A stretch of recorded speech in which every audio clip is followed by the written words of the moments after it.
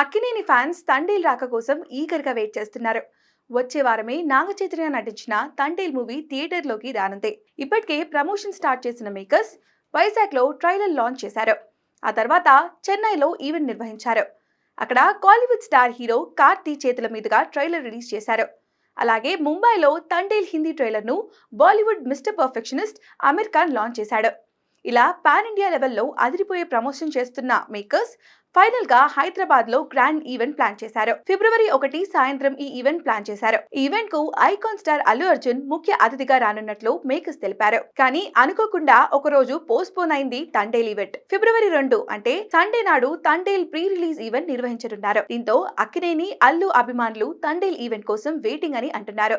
బన్నీ రాకతో Thandel sound pan India లెవెల్లో మోగనుంది. ఇటీవల పుష్ప 2 సినిమాతో భారీ విజయాన్ని అందుకున్నాడు అల్లు అర్జున్. కానీ సంధ్య థియేటర్ తొక్కిసలాట నేపథ్యంలో ఆ సినిమా సక్సెస్ మీట్ తో పాటు ఈ మధ్య పబ్లిక్ ఈవెంట్స్ కు దూరంగా ఉన్నాడు బన్నీ. ఇప్పుడు తండేల్ కోసం వస్తుండడంతో ఈ ఈవెంట్ ఆసక్తికరంగా మారింది. ప్రస్తుతం బన్నీ స్పీచ్ పైనే అందరి దృష్టి ఉంది. ఇక గీతా ఆర్ట్స్ బ్యానర్ లో నాగ చైతన్య కెరీర్ లోనే భారీ బడ్జెట్ తో తెరకెక్కుతున్న ఈ సినిమాను చందు మొండేటి దర్శకత్వం వహించాడు. మరి తండేల్ ఎలా ఉంటుందో చూడాలి.